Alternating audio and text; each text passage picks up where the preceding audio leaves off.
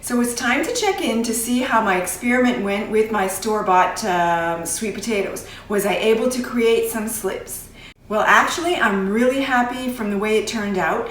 I ended up getting quite a few slips, much better than I actually thought, especially at first when I first started the experiment.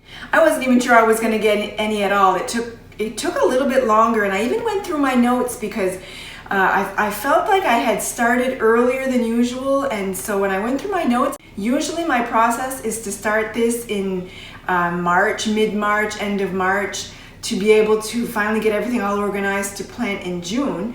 And this time I actually started in mid-February. So it took me probably about a month more, maybe because my sweet potatoes were store-bought.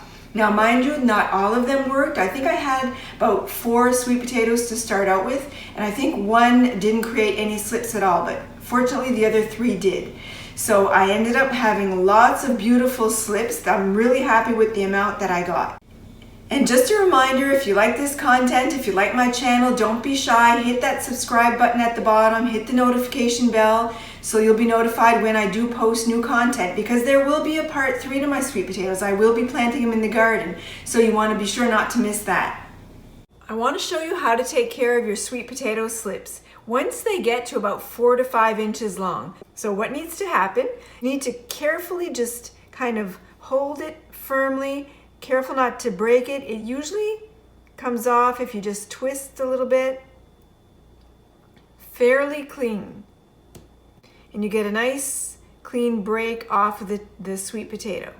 Then what you need to do afterwards is you need to just put it, as you can see, there's no root system to this. So what we need to do now is create roots, because we can't plant it in the garden until we've got roots on this. So I'm just going to, and you can use whatever you have at home, a flower pot, or I think I'm just going to use this bowl or a mason jar and just put some water in it now and get this to create roots, just like I would any plant that I was trying to transplant, or anything that you're trying to transplant. It needs its roots.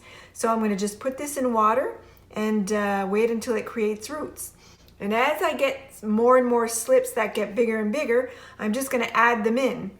I'm going to try not to overcrowd them, because I don't want the roots to get all tangled together.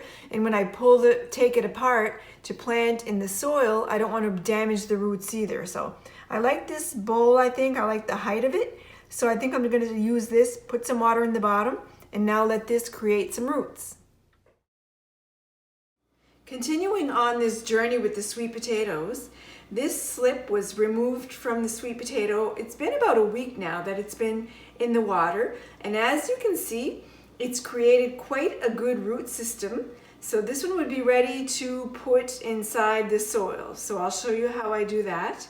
But this one's ready to go, and like I say, it took about a week to get from no roots to this many roots, so that's going really well. Another thing I want to show you is this one is getting pretty busy, but something happened on this one that I really like when that happens, because it kind of makes it a little bit easier. So if I flip the potato over, and as you can see, this one's got quite a few good slips happening. So I've got 1 here, 1, 2, 3, 4, 5, I've got 6, quite a few good slips happening on this potato. If you look at this slip, because it came out fairly close to where it was in the water, it grew, and it also created its root system right away.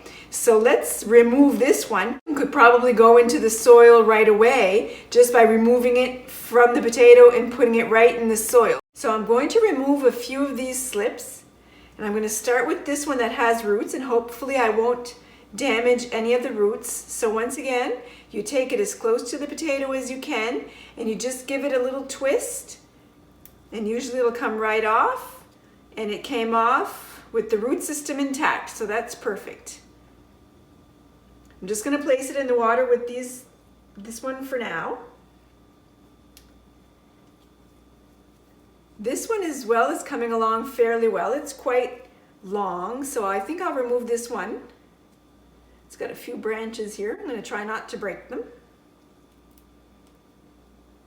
Oh, it was almost kind of like 2 slips that were in one. So I took this one off, and there was also a root growing off of that one. So that one will go in the water as well. I think I'm going to leave the other ones there to get a little bit longer.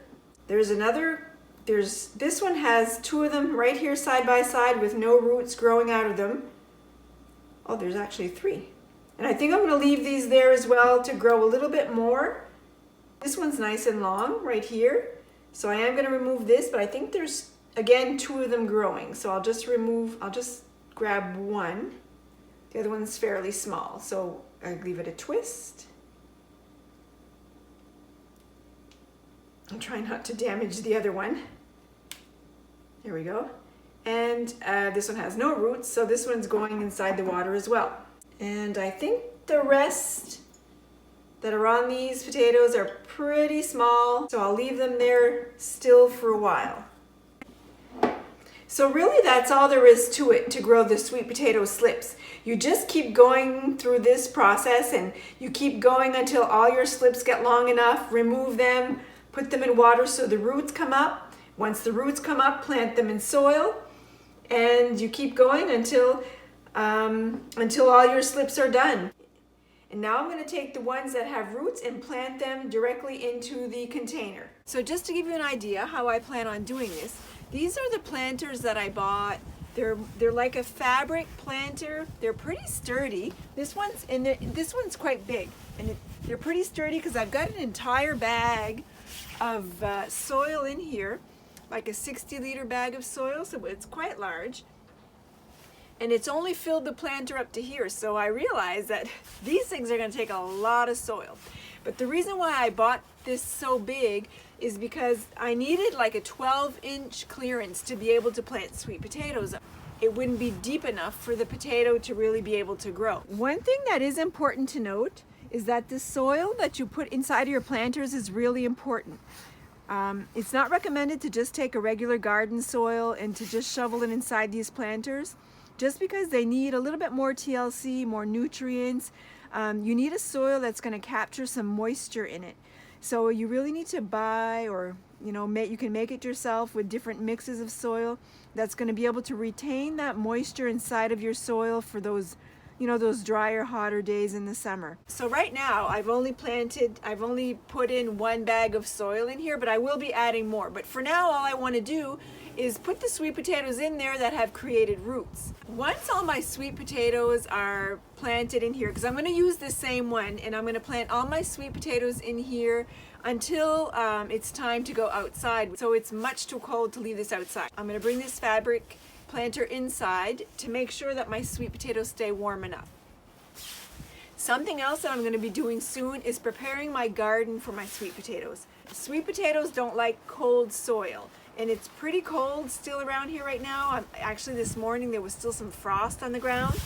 So what I want to do is a couple weeks before I plant my sweet potatoes. So in a couple weeks from today, I'm going to go out to the garden and I'm going to lay this on the ground so it'll heat the ground. So this is it says biodegradable compostable mulch. It's like a cover. So I'm going to lay this on top of the soil because it's black, it's really thin, and so it'll help to warm up the soil in preparation for planting the sweet potatoes. And then when I do plant them, all I need to do is make slits in this. I'm going to leave it on the ground so the soil will keep that heat inside throughout the summer, because the hotter I can get the soil for sweet potatoes, the better. And it will as well extend the growing season, so I'll be able to keep them in the ground longer as long as there's no frost. So this is going to be put on in the garden in a couple weeks. So what I'm going to do is I'm going to take the sweet potato slips that has roots on them, and I'm going to plant them in my planter. So I'm just going to give them the roots lots of space to spread out.